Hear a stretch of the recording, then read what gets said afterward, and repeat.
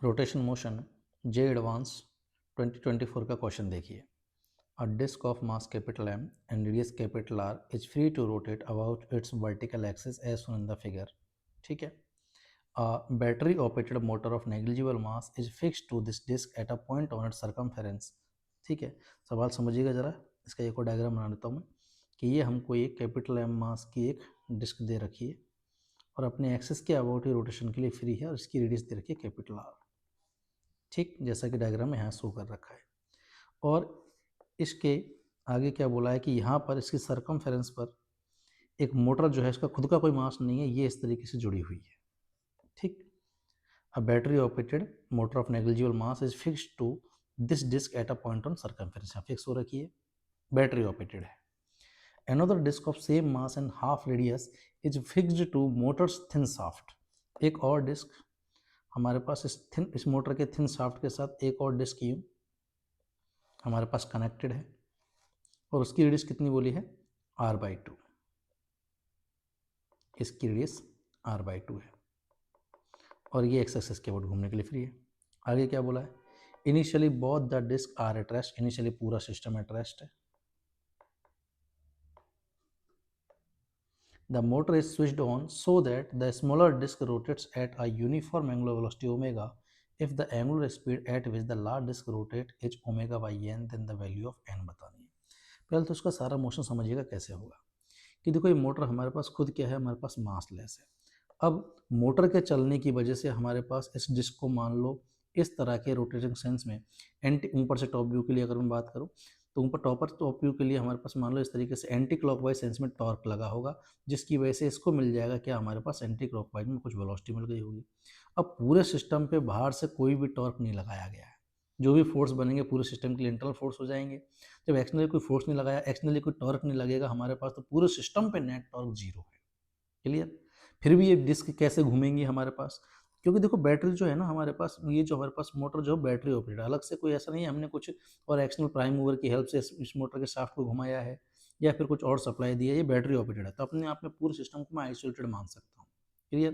तो आइसोलेटेड मान के अगर मैं आगे बात करूँ तो इस बैटरी की वजह से क्या हुआ होगा, पूरे सिस्टम पे एक्सटर्नली कोई फोर्स तो लगाया नहीं, तो पूरे सिस्टम पे नेट टॉर्क तो जीरो है, किसी भी एक्सिस के अबाउट कैलकुलेट करके देख लो आप। ठीक है। अब हुआ क्या है कि जब हमारे पास इस बैटरी को इलेक्ट्रिक सप्लाई मिली है, ठीक है, इस मोटर को इलेक्ट्रिक सप्लाई मिली है, तो उसकी वजह से मोटर ने इस पर लगाया है एंटी क्लॉकवाइज में टॉर्क। तो नेट टॉर्क जीरो होने के लिए बची कुछ डिस्क पर इसने एंटी क्लॉकवाइज की जगह क्या लगाया होगा, क्लॉकवाइज में इसी एक्सिस के अबाउट टॉर्क लगाया होगा। इस तरीके से लगाया होगा कि पूरे सिस्टम पे net torque about this axis C क्या रहे, जीरो रहे। नेट टॉर्क अबाउट सी क्या रहे, जीरो, क्योंकि जब फोर्स एक्सटर्नल लगाया ही नहीं है तो नेट टॉर्क जीरो ही आना है। तो बैटरी ने इसको दिया टॉर्क एंटी क्लॉकवाइज में, तो इसको मिलेगा, दूसरी डिस्क को मिल जाएगा क्लॉकवाइज में, ताकि ओवरऑल टॉर्क क्या रहे, जीरो।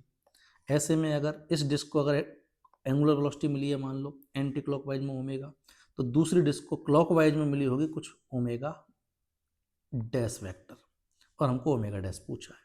तो जब नेट सिस्टम पूरे सिस्टम पे about this axis net torque zero है, तो आप इस एक्सिस के अबाउट सी के अबाउट पूरे सिस्टम का एंगुलर मोमेंटम जो है वो पूरे सिस्टम का कंजर्व करा सकते हो।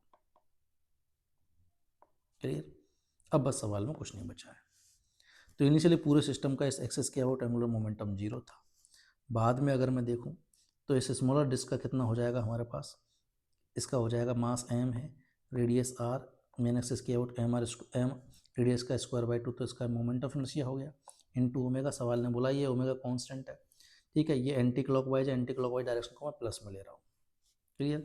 दूसरी डिस्क हमारे पास क्लॉकवाइज में घूमेगी, तो उसके लिए आएगा मोमेंट ऑफ इनर्शिया आएगा माइनस में, और मेरे को इस एक्सिस के आउट निकालना है। इस एक्सिस के आउट इसका मोमेंट ऑफ इनर्शिया कितना है, M R square by two. ठीक है, पैरेलल एक्सिस थ्योरम से इस एक्सिस के अबाउट बैटरी के शाफ्ट के अबाउट कितना आएगा हमारे पास मोमेंट ऑफ इनर्शिया, इसके अबाउट मोमेंट ऑफ इनर्शिया कितना आएगा, तो आ जाएगा I centre of mass plus M R square parallel axis theorem से, और अपोजिट में घूम रही है इसलिए इसकी एंगुलर वेलोसिटी हो जाएगी माइनस ओमेगा डैश हमारे पास। क्लियर है। इस पूरे को जीरो के बराबर कर देते क्योंकि एंगुलर मोमेंटम कंजर्व है। तो यहाँ से इसको अगर सॉल्व करें तो ये वैल्यू कितनी आएगी हमारे पास, ये आ जाएगा हमारे पास, ये तो हो गया एम आर, ये वैल्यू तो हो गई हमारे पास M R square by 8 into omega, और इधर जाके ये वैल्यू हो जाएगी 3/2 M R square into omega dash. ठीक है, तो यहाँ से एम आर स्क्वायर से एम आर स्क्वायर कैंसिल, तो ओमेगा बाई 12 आ गया हमारे पास ओमेगा डैश। अब सवाल ने पूछा है कि जो लार्जर डिस्क है वो ओमेगा बाई एन से घूमती, तो एन की वैल्यू कितनी होगी, तो साफ साफ यहाँ से एन की वैल्यू 12 नज़र आ रही है हमको। तो करेक्ट आंसर इज 12। उम्मीद है सबको समझ में आ गया होगा।